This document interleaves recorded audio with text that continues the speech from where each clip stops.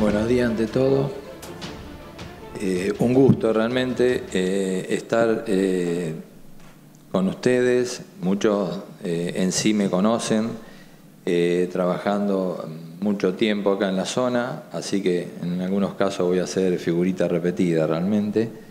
En sí me toca hablar de una temática un poco amplia en cuanto ustedes saben bien de algunos problemas como son las gramíneas y el yuyo colorado. Entonces, bueno, vamos a tratar en el menor tiempo posible, mejor dicho, de explayarme en el tema.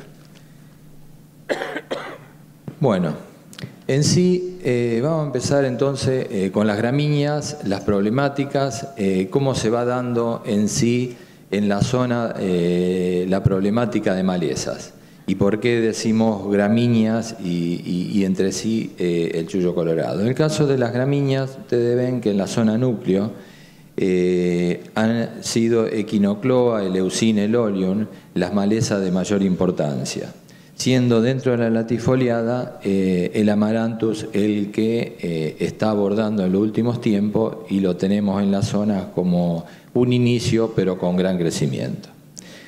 En sí, para abordar y ver el avance en nuestra zona, vamos a tomar un trabajo,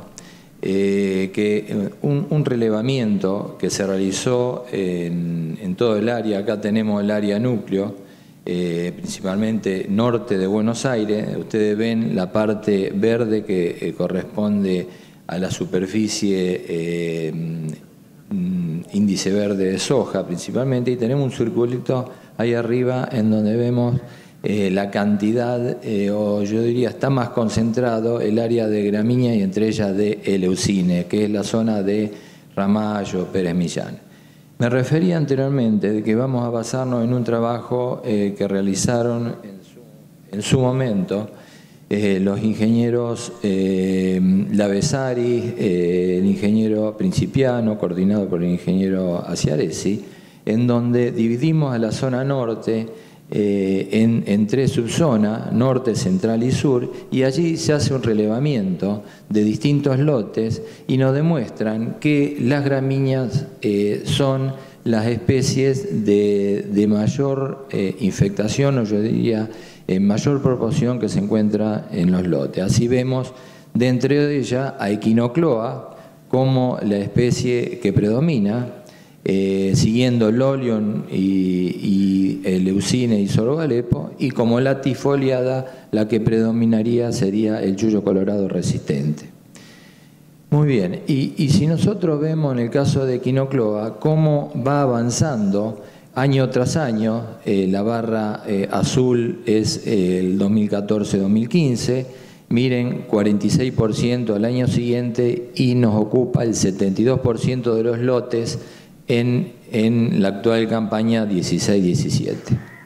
Siguiendo con esto, entonces, podríamos abarcar lo importante que son esta maleza y entre ellas el capín resistente, la Echinocloa colona. ¿Qué pasa a nivel Argentina? Ustedes ven 2013 cómo estaba expandida y cómo llega al 2015, cómo abarca gran parte de Santa Fe, gran parte de Entre Ríos y norte de la provincia de Buenos Aires. El caso de Eleucine estaba más restringida al suroeste de Córdoba en el 2013, mapas obviamente de la REM son estos, y se expande en el 2015 más hacia Entre Ríos y ya nos ocupa en la zona norte de la provincia de Buenos Aires. Muy bien, habiendo visto esta problemática de gramínea, Echinocloa colono, que es la resistente, y el caso de Eleucine, nos vamos a abocar principalmente de Echinocloa colono, que es la que más difundida está en la zona, en esta zona núcleo. En sí, esta maleza aparece por manchoneos en nuestros lotes, por escape, obviamente, al control de glifosato. Esos manchoneos se van expandiendo, abarcando 1 hectárea, 5, hasta que ya no infesta totalmente el lote. Eso es común haberlo visto en nuestros lotes, en donde a veces decimos qué pasó, hubo falla del aplicador, algo, porque vemos que hay especies de quinocloa muerta y otras que no mueren. Bueno, las que no han muerto son los biotipos resistentes. Entonces esto realmente, debido al poder que tiene de diseminación y multiplicación, se nos va expandiendo al resto de los lotes.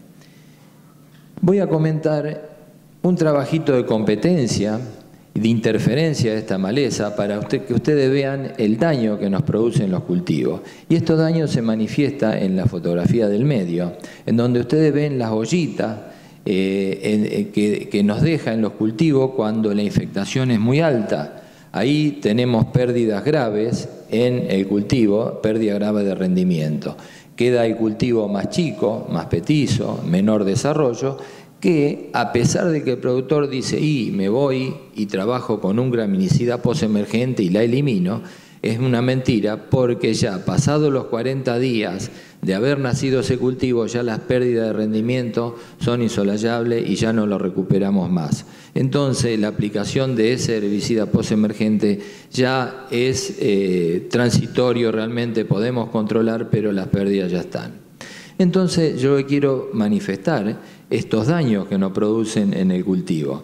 Y bueno, yo comentaba de que con el ingeniero Picapietra en su momento hicimos un trabajo en la zona de Urquiza, trabajando allí en un lote con baja infectación, coberturas de hasta 25% de la maleza, mediana y alta infectación, y bueno, ahí los daños fueron muy palpables, en donde veíamos que en las infectaciones bajas, en los rendimientos donde teníamos el testigo limpio que nos daba 38 quintales, con infectaciones estas de 25% nos reducía el rinde a 6 quintales, es decir, pasando a 32 quintales.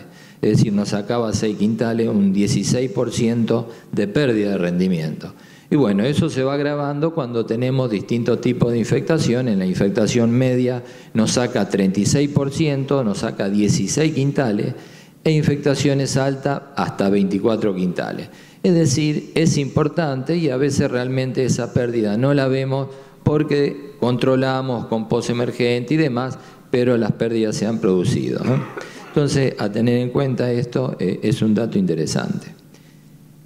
En función de este trabajo, se construyeron después el modelo, la curva de pérdida de rendimiento, una hipérbola que nos manifiesta directamente si en función de esa alta densidad de 75%, cómo podemos acentuar las pérdidas hasta un 51% sobre los rendimientos. Bien, esto es interesante, el daño, pero muy interesante es saber un poco de esta maleza y en forma muy somera, porque quiero llegar a Yuyo Colorado, en forma muy somera ver un poco la curva, o algo habló hoy Gabriel, de la emergencia de esta maleza, los nacimientos, cuando se producen. Y en nuestra zona se producen ya partiendo de los 17 grados de temperatura, con buena humedad, generalmente ahí en septiembre, octubre, cuando empiezan la lluvia, empiezan a emerger esta maleza. Y así una curva de emergencia acumulada del ingeniero Cortés nos manifiestan que a partir de septiembre empiezan los nacimientos, siguiendo octubre y hasta principios de noviembre, y es la época en donde se produce el mayor porcentaje de nacimiento. Por lo cual es importante tener en cuenta, presente esto, porque las temáticas o el trabajo a implementar lo vamos a tener que tener en cuenta en función de estos nacimientos, es decir, tratar de llegar a implementar un cultivo sin esta maleza, y ahí a lo mejor trabajar con un producto residual, un activo residual, para evitar que nazcan posterior o evitar nuevo nacimiento dentro del cultivo. Entonces es una medida, un desarrollo de las curvas a tener en cuenta de la importancia.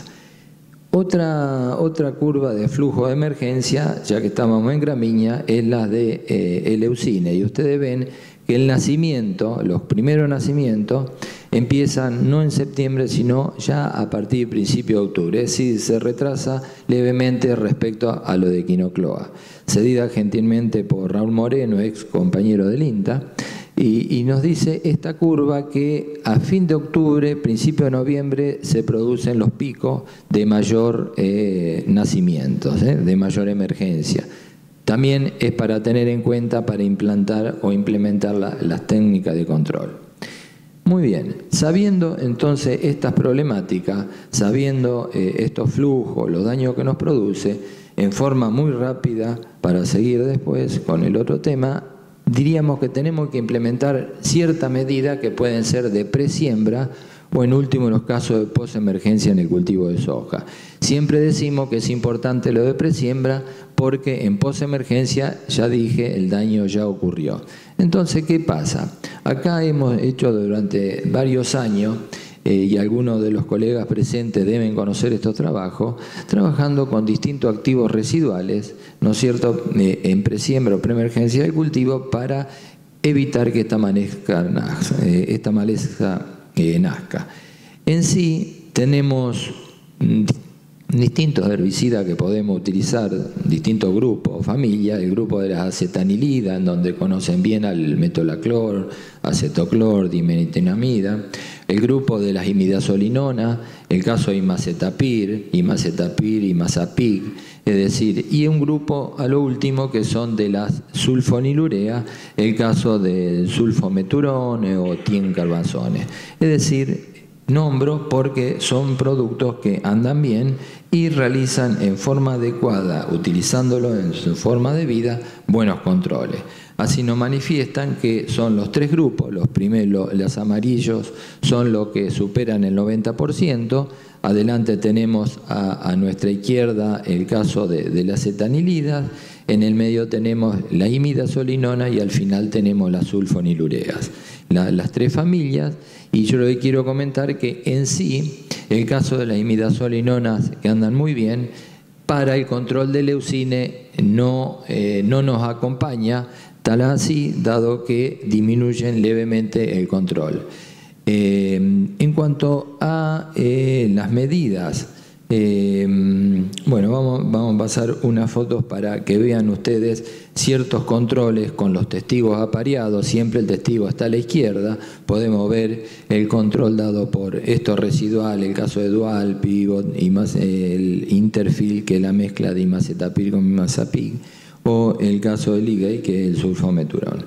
Bien, estas serían medidas, bueno, un poco rápida de comentar, pero para terminar esta parte, la estrategia de manejo sería, como ustedes saben bien, nacer con el barbecho que vamos a hacer ahora en mayo-junio con los productos comunes que ustedes conocen, y fundamentalmente trabajar en el barbecho primaveral, ahí en el barbecho corto, con alguno de estos residuales en mezclas con el glifo común hormonal que están haciendo. El caso de, yo decía, del grupo acetanilida, caso de acetoclor, metolaclor, imidazolinona o las sulfonilureas.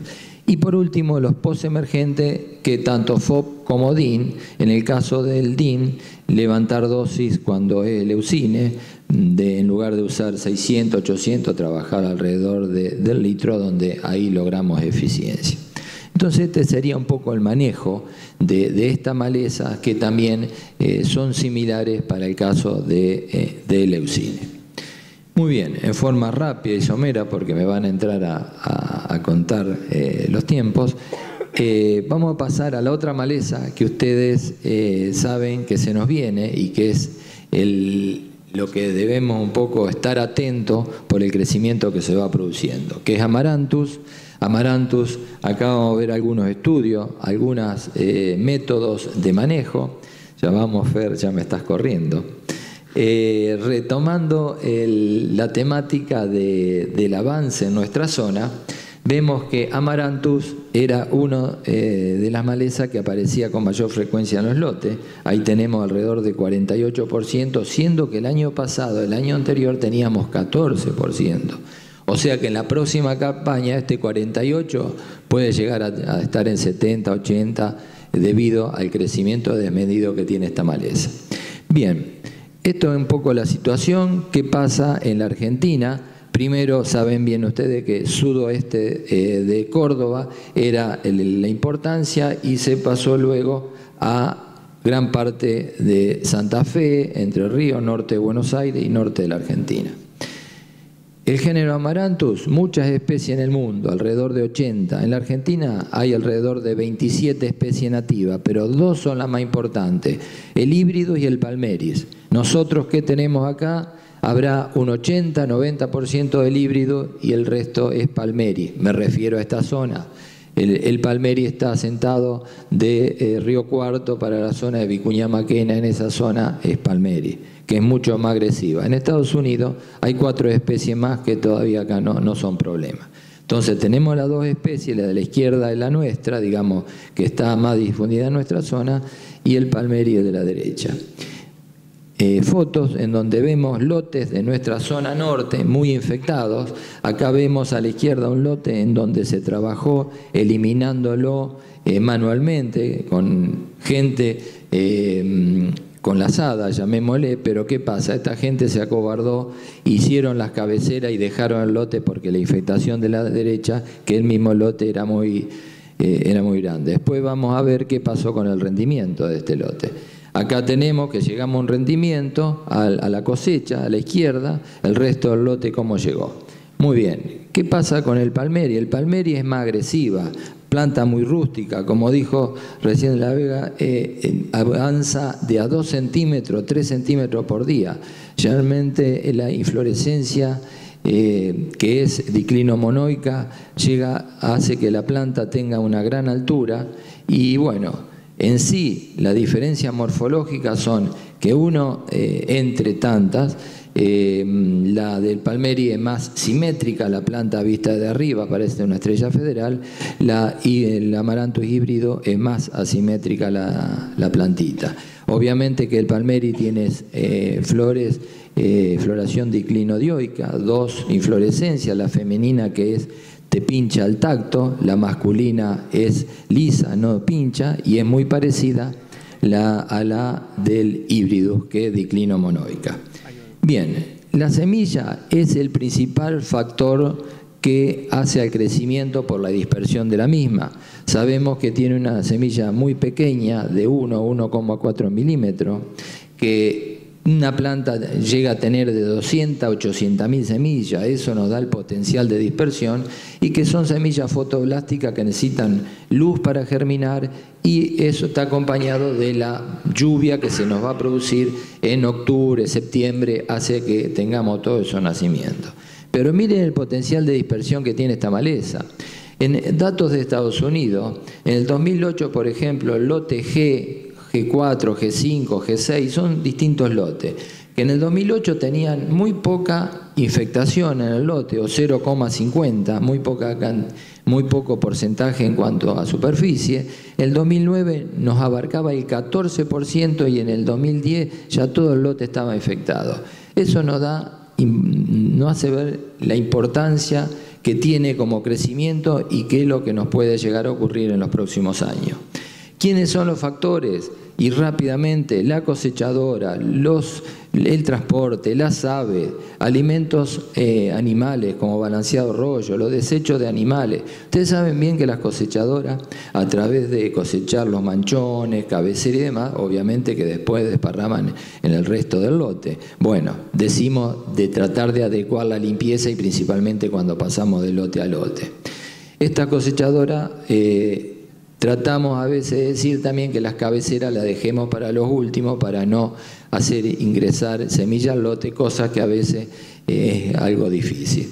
Miren, una planta a la izquierda daba pequeños manchones, un año después ya marcaba en fotografía aérea y 2 años después la cola de la cosechadora que resiembra hizo en el lote.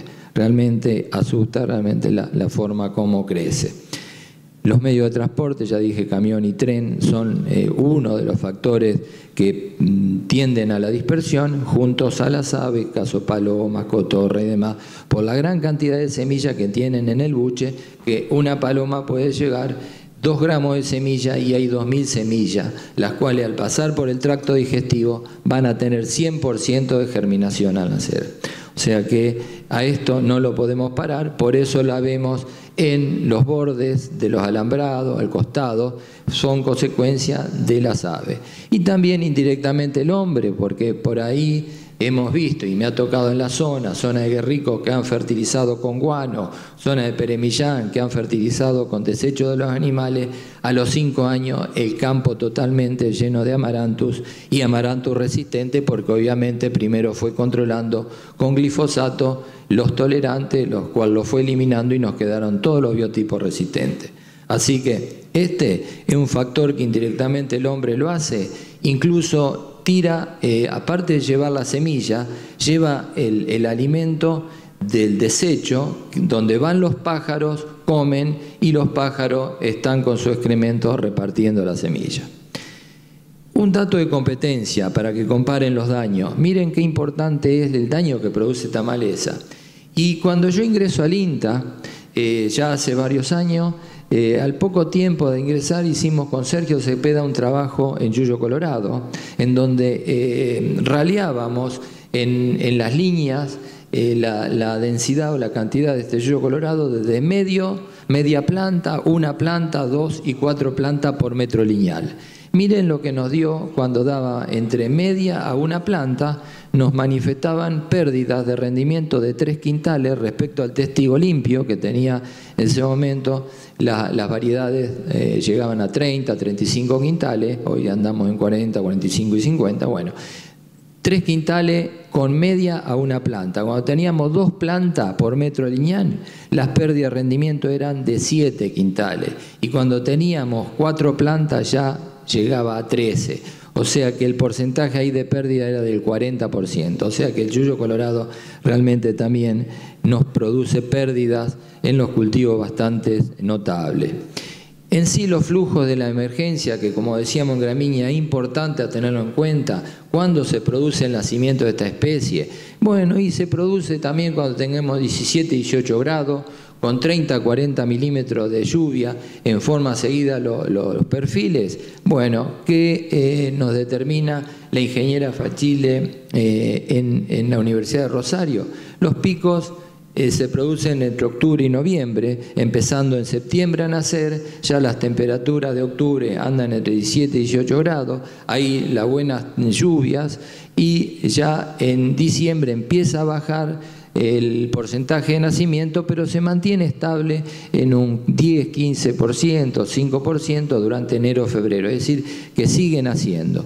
Yo tuve la oportunidad de estar también trabajando en la zona de Vicuña Maquena con el Palmieri y ahí también ese año se nos estaban produciendo lluvias entre octubre, septiembre, octubre principalmente, y veíamos que los picos de nacimiento eran bastante notables, con alta temperatura de esa zona, suelos arenosos, y acá el ingeniero Federico Tasolini hizo su tesis en Yuyo, Colorado, y nos brinda que los picos de nacimiento se producen alrededor del 1 de noviembre, ya partiendo octubre, y acuérdense ustedes que el 1 de noviembre estamos ya sembrando la soja, o bien gran parte ya hemos sembrado. Entonces acá la temática a tener en cuenta con el manejo es tratar de llegar a sembrar sin tener esta maleza nacida.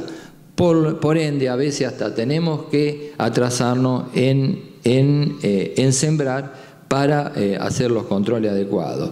Porque hay factores que influyen en estos nacimientos, que son importantes tener en cuenta acá la cobertura, importante tener en cuenta algunos factores, como el distanciamiento entre hileras. El caso de cobertura en la zona, sí, está en la zona de Vicuña Maquena, se trabaja con centeno. Ahí es importante trabajar con buenas coberturas porque concentramos los nacimientos.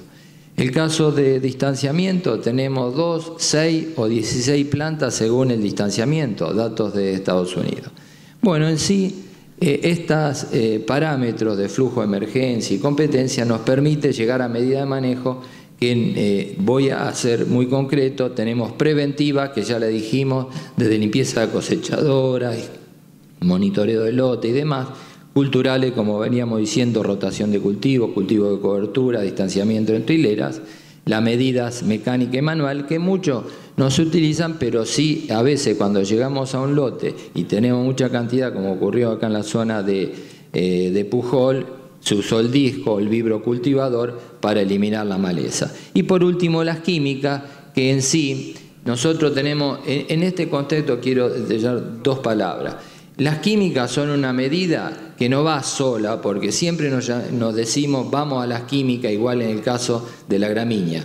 Es un elemento que va de la mano de las culturales, en este caso preventiva y hasta a veces del manejo mecánico, pero principalmente de las culturales. Entonces, entre ellos la rotación y demás. Entonces, es una de la pata de la mesa a tener en cuenta, pero no única. Y acá en las químicas tenemos trabajos de presiembra, preemergencia o posemergencia en Yuyo Colorado, que obviamente acá hemos trabajado bastante, muchos de ustedes lo conocen, trabajos de presiembra en donde un sulfentrazone y un flumioxacin son los principales activos y después distintas mezclas que nos permiten controlar la maleza con este activo residual antes de la siembra, que es donde nosotros tenemos que hacer el esfuerzo. Porque si esta maleza llegamos a los tratamientos así como esto, en posemergencia, la maleza ahí tiene que estar controlada muy pequeña y con buen estado del ambiente, buena humedad relativa, si no los productos no trabajan en forma adecuada.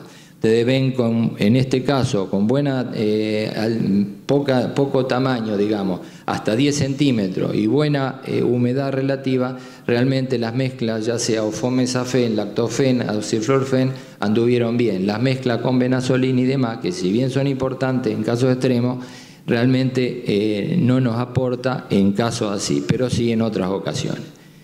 Simplemente para terminar, hay que integrar los métodos de manejo para esta especie, por la cual las preventivas son importantes, principalmente las culturales, donde de un cultivo de cobertura, distanciamiento entre hileras, densidad adecuada, variedades y demás, la tenemos que utilizar. Mecánicos son un complemento y por último la cuarta parte de la mesa, que es las químicas con el barbecho, trabajos de presiembra, cuando las malezas antes de la siembra está nacida, con quemante y demás, en preemergencia y cerquita ya en el barbecho corto de la primavera, sine qua non tenemos que llegar sin maleza o la menor cantidad de maleza nacida. Por eso los cultivos de cobertura nos van a ayudar a tratar de concentrar nacimiento ahí sobre la siembra y tratar de manejarlo. Y por último, posemergente, que es una alternativa en donde, bueno, es una de las alternativas que nos queda, pero no tenemos que apuntar únicamente a eso.